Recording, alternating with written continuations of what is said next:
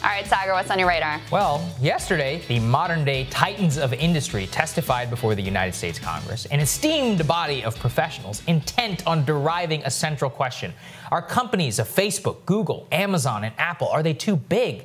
Do they stifle competition? What was the premise of the much-anticipated tech hearings? And it's something that Crystal and I have actually long been optimistic about left and right coming together on to recognize mutual threats to values like free speech and market competition that we actually really hold dear. Now, all of that, though, went out of the window yesterday after the hearing quickly took a dive, and it revealed just how absolutely useless the entire process was. We'll start off with a parody moment, when the literal Republican ranking member of the subcommittee on antitrust within the House Judiciary Committee asked Mark Zuckerberg about content that was removed not from his platform, but from Twitter. I am not joking.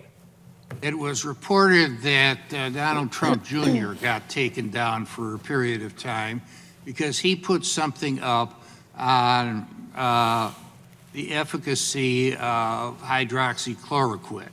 Now, I wouldn't take it myself, but there still is a debate on whether it is effective either in treating or preventing COVID-19.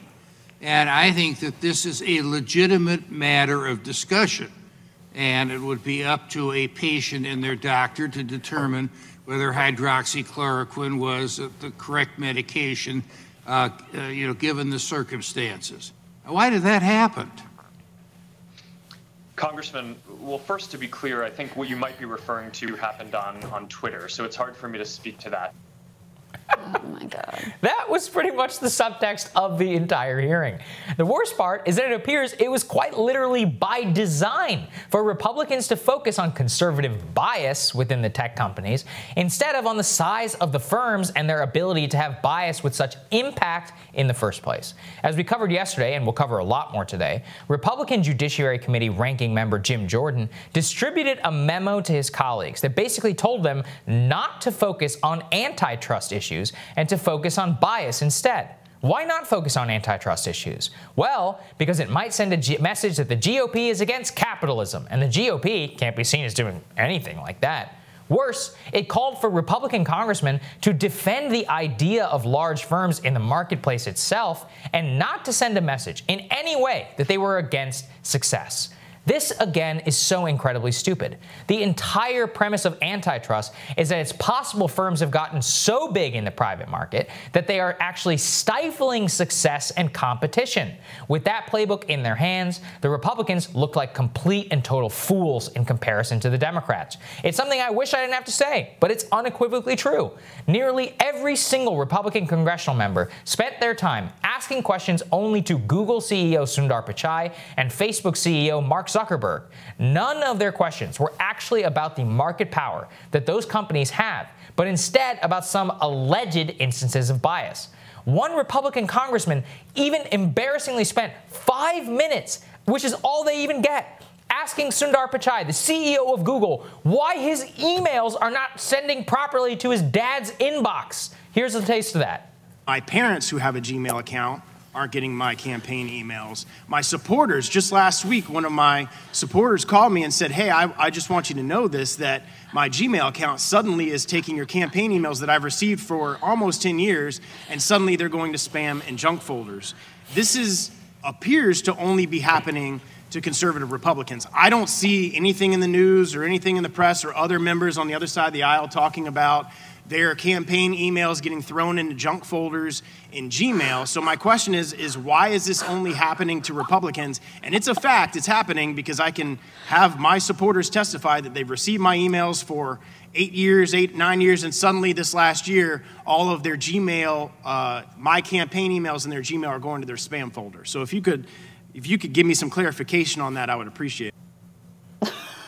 What was especially egregious is that not a single Republican lawmaker had a question for Amazon CEO Jeff Bezos until hours in. The world's richest man, the CEO in charge of arguably the largest sales operation on Earth. Why would they ask him a question? Well, as Professor Scott Galloway pointed out, 82% of American households have Prime membership, more than those who voted in the 2016 presidential election, more than those who own a pet, more than those who decorate a Christmas tree. At this point, having a Prime membership is as American as apple pie. So if it's American as apple pie, shouldn't the American people be interested in how that company operates? Well, the answer apparently for the Republicans was no. And funnily enough, about 1.5 hours into the hearing, we finally got some useful information from the hearing when Congresswoman Pramila Jayapal asked Jeff Bezos a critical question of whether they use their data gleaned from customer sales for sales decisions regarding their private label Amazon Basics. Let's take a listen. Bezos, in July 2019, your employee, Nate Sutton, told me under oath in this committee that Amazon does not, quote, use any specific seller data when creating its own private brand product.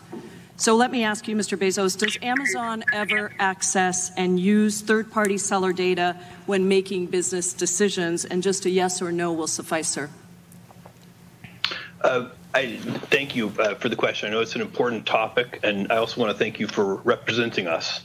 I can't answer that question yes or no. What I can tell you is we have a policy against using seller-specific data to aid our private label business, but I can't guarantee you that that policy has never been violated. That is a huge piece of information. Jeff Bezos cannot guarantee that Amazon has not used seller data for its private label sales. That's essentially direct confirmation of news reports from the Wall Street Journal about blatant anti-competitive behavior. And it was no interest to the Republicans in the committee. Why am I beating up on them so much? Well, the Democrats asked plenty of dumb questions too. After all, it took dozens of them before we even got to the Pramila Jayapal question. But the reason is that this is once again their ideology rearing its ugly head. These Republicans are concerned about bias and censorship. I am too. I believe any anti-establishment person should be. Look at what happened at Reddit. Whenever they banned R the Donald, they also banned R Chapo Trap House, because they will always use anti-establishment left and right bias as examples for why these companies are supposedly fair. But the problem is that the Republican concern stop at bias. Forget why bias is a problem. Let's say we lived in a robust social media environment. There were plenty of options for people to have discovery and flourish online. If one of them was biased, it would actually be fine. Why bias is a problem is that a virtual monopoly of a few companies can virtually decide whether you exist in the 21st century or not, as a content producer or even as an average citizen. Another word for what I'm talking about here is called bigness. It's a term in antitrust literature. It refers to problems that arise when firms are too big in the marketplace. Bias is a byproduct of bigness. So is prioritizing your own products over independent sellers by using their own proprietary data. So is collaboration between massive firms, chasing reduced profit, and the Chinese Communist Party. And instead of breaking these things down to composite parts of things that Republicans can be concerned about in piecemeal, the better way is to focus on bigness itself. It's not a complicated concept, but in practice, it's the whole ballgame. And the longer the right deludes itself into thinking that government power is more of a threat to individual liberty than corporate power today, the more they willingly will sell out the very people who sent them to Washington to represent their interests in the first place. I mean, those clips are just astounding, aren't they? You know, we're looking at that the emails guy. Oh my God! I mean, I couldn't believe it. The very first Republican to ask a question. He's like, "Why is a Donald Trump Jr.'s account?" And Zuckerberg is like, "Sir, that was on Twitter. That was Twitter. I'm with Facebook on my platform." It's totally embarrassing. And actually, you know, I was on Tucker's show last night, and whenever he played that clip and pointed this out. That congressman who asked that question, Sensenberger, his second largest campaign donor last year was Google. Well, okay? There you go. Shocker, right? And that's the thing is, like, I have obviously a lot of skepticism about certain aspects of capitalism, but their view of capital, like you can support, fully support in a markets. Capitalist framework, yeah. Absolutely. Right their view of capitalism is so perverse to think that having these incredibly large firms that absolutely dominate the marketplace and have so much control over not only the marketplace, but in Amazon's case, also what is being sold on there, and they're able to offer their own competing products, potentially through gleaning sales data from, oh, let's see what third-party sellers' products are doing well. Let's just copy that. Let's privilege it in the algorithm. Like, that is a disaster. If you like capitalism, that's a disaster for capitalism. But they're so corrupted, and this idea in their head of what a free market is has become so perverse over decades that they can't possibly see that. And so it is disappointing. Not that I had that high of hopes. And I did think that some of the Democrats asked really good questions. I'm glad you played Pramila Jayapal, who was great in this hearing. Yeah, and she was very strong in the hearing with Bill Barr too. She's really bringing actual value to the table here. Some of them asked stupid stuff as well about like Russia and Facebook memes and whatever. Like, let's be clear about that.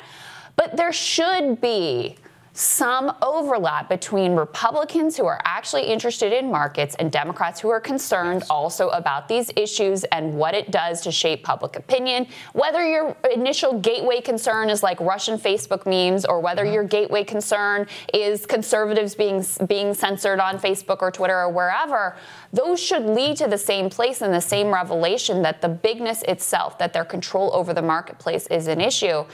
And this just shows you there is actually no common ground in the way that they're looking at this, and the Republicans are fundamentally unserious about this. That's the bottom line. Yeah. They want to be able to cry about it and complain when Don Jr.'s video gets taken down or whatever, but they don't actually want to deal with the underlying problems. And look, Congress has a major role here. They could pass laws that would improve the situation dramatically, but this actually falls on the regulators, and there's never been any pressure from Republicans on the Trump administration to do anything. Who appoints regulators? We should set litmus tests for regulators. We should set rules for regulators. I mean, think about this. If you really care about fairness, Amazon last year paid $162 million in taxes. $162 million. Amazon's nearest competitor is Walmart. It paid $3 billion in taxes. Wow. How do we have that level of orders of magnitude? It's financial engineering. That's essentially what has happened here. And I encourage everybody to go read more about this, because what they have done is intentionally reduced profit in order to subsidize all of their business and go for larger market share. That's anti-competitive behavior, especially we can use a money printing machine of cloud services that has nothing to do with e-commerce. That's an advantage no other business has. And I think that the longer Republicans just wanted to, I mean, it took 82 minutes yesterday before Jeff Bezos was asked one question in that hearing. Democrats and Republicans. It's insane. They all wanted to be like, Google, you know, like you said, Russian Facebook memes, or they're like, why is Donald Trump Jr.'s Twitter account going out? And I'm like, the world's richest man is sitting right there. Ask him a damn question. It's insane. Just one question. Well, just think, and we're going to have Matt Solar on to dig into this as well, who's obviously an expert on this issue. But just think about it. If you're a small business trying to sell a product, right, you have no choice essentially but to deal with Amazon, because which he denied several times. He was like, I don't accept that characterization. I was like, no, you basically, if you want to grow, if you want to be a larger presence outside of just like one small town, you have to deal with Amazon. And even in that small town, Amazon dominates absolutely everything now. So you have to deal with them. So you have to accept whatever their terms are. Yes. And they showed a chart, I think it was Lucy McBath, that showed the way that they have upped their commission to the point that they are taking so much more of your profits, 30% of your profits now, which has escalated very much over time. She did a good job, too, in the hearing, by the way.